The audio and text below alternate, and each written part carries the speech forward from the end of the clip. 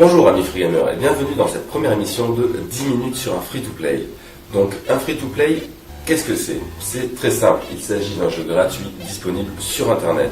Donc gratuit dans la majorité de son contenu, mais la plupart du temps il faudra effectuer des micro-paiements pour avoir de nouvelles améliorations, pour XP plus vite, enfin ça dépendra du type de jeu auquel nous allons jouer.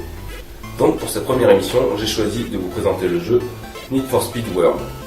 Donc Need for Speed, grande licence de Electronic Arts, est un jeu de voiture dans lequel on va pouvoir faire des courses sauvages, s'échapper aux flics et évidemment customiser son bolide pour devenir le premier sur la route. Donc d'ores et déjà, je vais vous montrer les images de ce test. Donc bien évidemment, le jeu commence par l'achat d'une première voiture. Donc à l'heure actuelle, on peut choisir entre 7 véhicules différents. Là, vous pouvez voir la Dodge Challenger. Et donc dans les voitures à choisir, nous avons la Mazda Speed 3, l'Eclipse GT, la 200 SX, 240 SX, la Silvia, une Pontiac GTO et la Sirocco que je vais sélectionner pour commencer ce test.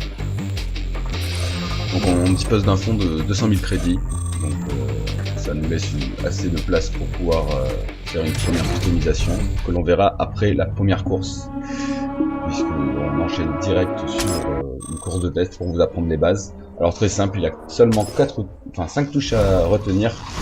Donc accélérer, freiner, braquer à droite ou à gauche et le frein à main sur la barre espace.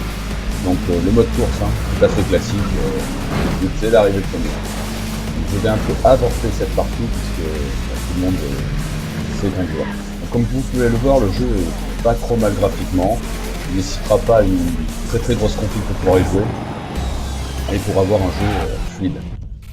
Donc là, quand on arrive premier, on a la table des classements. Donc bon, sur la course de test, c'est pas très difficile d'arriver premier. Donc je vais passer.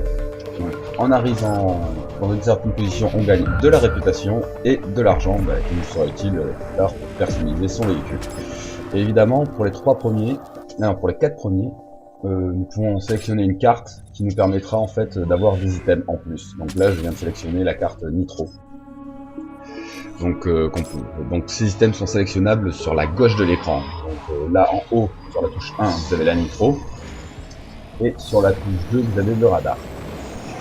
Donc là on vient de passer un point qui nous permet d'ouvrir un événement. Donc, on se met à côté du point et on clique en haut à droite sur Single Player, ce qui nous permettra de jouer tout seul. En haut, donc vous avez toutes les options. Donc là, accès à la communauté. Donc quand j'ai un ami. Et donc la possibilité d'aller dans le garage, régler son graphisme. Donc là maintenant nous allons passer à la partie de la customisation. Donc la première partie de la customisation c'est le choix de nos items. Donc il y en a une foule, je ne vais pas tous vous les présenter, il suffit de les prendre et de les faire glisser. Donc c'est accéléré, le radar, les boucliers, etc. Vous verrez cela par vous-même. Ensuite une partie plus intéressante c'est évidemment le tuning. Donc le tuning, on peut faire des choses sympas, il y a quand même un accès, donc comme vous pouvez le voir, les speed boosts ce sont des points mais qui sont payants. Après nous avons, payants avec de vrai argent. Après les parties libres, donc, qui ne nécessitent pas de speed boost, ça c'est à récupérer avec l'argent que vous ferez dans le jeu. Donc on fait glisser la modification et on peut la voir apparaître sur son véhicule, tout simplement. Donc là il s'agit de kits complets, après on peut choisir élément par élément. Donc j'ai encore avancé, donc on peut modifier les jantes, ajouter les néons, vitres teintées, rabaisser la caisse et se faire une plaque personnalisée. Mais encore une fois, la plupart de ces éléments sont malheureusement payants. Mais bon, sans payer, on peut s'amuser énormément. Donc voilà notre Sirocco après être passé dans l'atelier tuning. Donc bien évidemment, je ne souhaite pas beaucoup d'argent, donc je vais pas tout garder, ça ne sert à rien.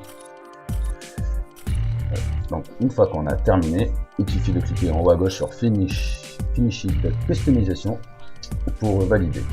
Ensuite, nous arrivons sur la partie mécanique qui est quand même plus intéressante. Donc chaque pièce qu'on va ajouter va vous faire augmenter ou l'accélération, ou la vitesse, ou le maniement de la voiture. Donc il faudra broder en fonction de ce que l'on veut obtenir comme type de véhicule. Donc toujours le même système, on fait glisser et une fois qu'on est satisfait de son résultat, on clique sur Finish Customize et on valide en faisant Save, tout simplement. Donc voilà, donc au tout début on n'a pas beaucoup d'argent. Donc en haut à droite, les crédits que l'on a, en bas à droite, combien va nous coûter l'achat. Ensuite, on repart sur la partie esthétique. Donc pour les adeptes de Need for Speed, ça reprend les bases classiques. Hein.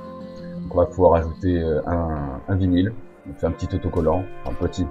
On va pouvoir le modifier dans tous les sens, l'agrandir, le positionner, faire un effet miroir, le faire pivoter, et évidemment changer la couleur. Donc on peut créer de bonnes choses avec ce petit outil.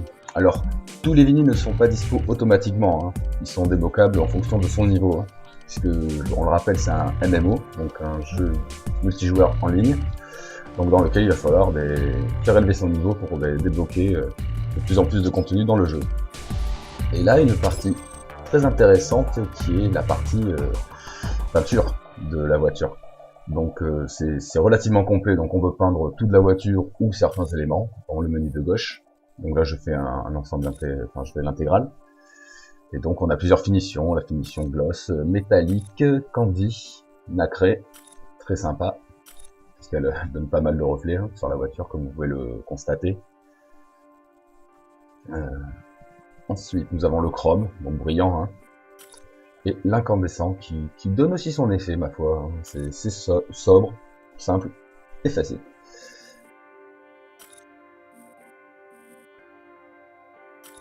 Maintenant, je vais continuer le test avec ma voiture de jeu, qui est la 240 SX. Donc là, vous pouvez voir la carte du monde, dans laquelle on va pouvoir directement aller vers les événements. Les événements, c'est les modes de jeu. Et il y en a, ma foi, un petit paquet. Donc vous avez le mode exploration, juste pour vous déplacer sur la carte. Le mode sprint, circuit. Le mode dragster, qui a été ajouté récemment, qui est, ma foi, très sympa. Le mode poursuite en équipe, également. Donc sur la carte, on choisit un point et on s'y téléporte directement. Ensuite, il suffit de choisir le mode de jeu qui nous intéresse. Donc là, nous allons faire un test sur le mode drag. Le mode dragster, le but est d'arriver premier en passant correctement les vitesses, sachant que dès qu'on passe bien sa vitesse, eh bien, on bénéficie d'une petite accélération. Donc en multijoueur, il va falloir attendre un certain laps de temps, le temps de réunir les joueurs. Et après, la course commence. Là c'est parti, on accélère, c'est donc la zone verte et la zone dans laquelle il faut passer les vitesses. Alors moi j'ai un peu galéré avant de trouver la touche, en fait les chiffres pour passer les vitesses. Donc dès qu'on la passe au bon moment, la voiture fait une petite accélération. Donc là j'ai des concurrents un peu plus haut level que moi, mais apparemment ça n'a pas beaucoup influé sur la course. Enfin, j'arrive pas premier, mais par rapport à la différence, je pensais finir dernier. Donc le tableau qui récapitule notre deuxième, la réputation et le cash. Voilà. Et toujours la carta, dans toutes les épreuves, c'est le même schéma que l'on retrouve. Donc une fois qu'on a terminé une épreuve, c'est très simple, on continue notre exploration à partir du point où on a terminé le jeu. Donc ça c'est sympa quand même. Donc ce coup-ci, nous avons affaire au mode poursuite. Donc ça fait la grande réputation d'une Need for Speed, d'échapper à la police. Et ma foi, ça peut être assez délicat. Parce que déjà, eux, ils ont des boucliers et des grosses machines, des types de touches qui sautent de la route. Et après, il y aura des barrages aussi qu'on peut voir sur la carte pour échapper. Voilà, un barrage. Donc, utilisation des items, c'est pratique. Le bouclier est bien aussi pour les pousser et les dégager. Et on gagne des points en fonction du nombre de flics qui nous poursuivent et du nombre qu'on a cartonné. Donc ces passages en fait sont pour but de ralentir les flics.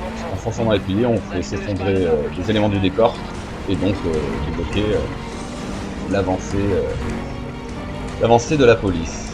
Donc là on échappe, on se plante dans un coin sombre. Donc en bas vous avez le détecteur de présence, on va dire. Donc là je suis dans un endroit calme et comme c'est pas calme très longtemps, je vais utiliser un item qui vous permet tout simplement d'échapper directement à la police. Et il faut avant tout être dans une zone sécurisée. Donc voilà, le nombre de voitures détruites, le nombre de voitures qui vous poursuivez, le nombre de dégâts que vous avez fait et le nombre d'items utilisés. Donc du Need for Speed classique. Après il y a une forte communauté, ce qui est assez sympa. Donc pour terminer cette vidéo, je vais vous faire une présentation des voitures qu'on peut rencontrer dans le jeu. Donc on peut voir que c'est assez poussé. Voilà, on a une petite Clio, le graphe est sympa, on peut faire de bonnes modifications. Et donc j'espère que vous allez vous éclater sur ce jeu qui est maintenant gratuit dans tout son contenu puisqu'avant il était limité au niveau 10. Merci beaucoup et bon jeu.